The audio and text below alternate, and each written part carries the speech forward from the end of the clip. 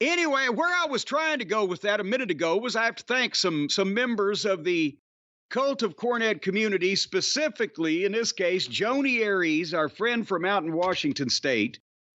After she heard one of the recent programs, I can't remember which one it was, where I had sung a stirring rendition, I believe, of the North to Alaska by Johnny Horton.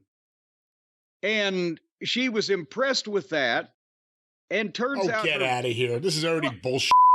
Oh, come on. She was impressed with that? That I got all the words right. She said, you got all the words right. See, that is one of the most praiseworthy compliments of my singing that I've gotten from anybody in some time. That's a great compliment for a singer. How did I sound? Well, you got the words right. Yeah, I got every single one of the lyrics right.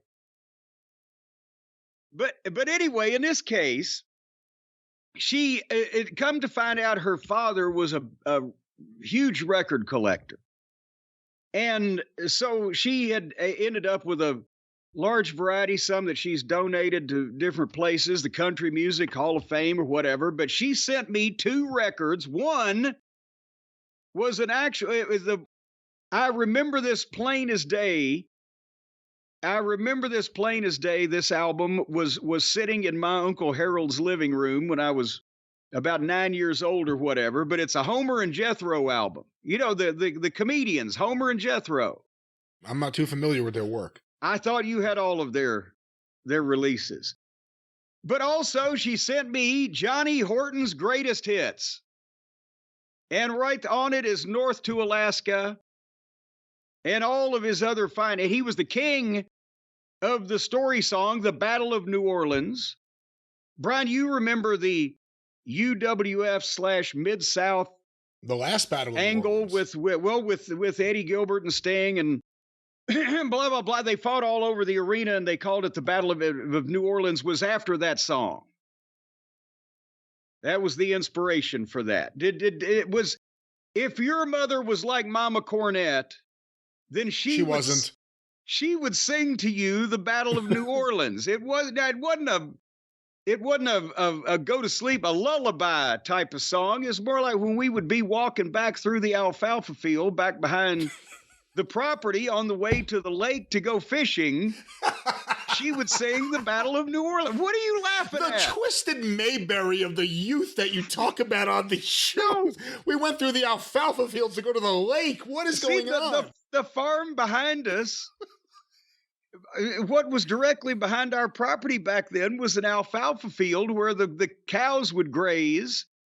And you would have to walk through that to get to the lake back there that the farmer, Captain Jack Matlick had it back there. He had kept it stocked not only with bass, but also there was big snapping turtles as big around as a garbage can cover. If you were brave enough, which my cousin Larry was one time, set out a turtle line and caught one of those fucking things until it almost fucking snapped his wrist off when he went to fucking pull it in.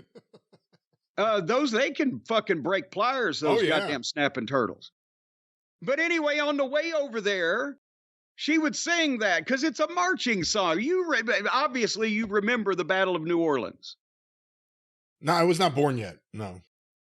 No, for the battle nor the song being sung to children. That was before my time. In 1814, we took a little trip along with Colonel Jackson down the mighty Mississippi. We took a little bacon and we took a little beans and we caught the bloody British in the town of New Orleans. We fired our guns and the British kept a-coming. There wasn't as many as there was a while ago.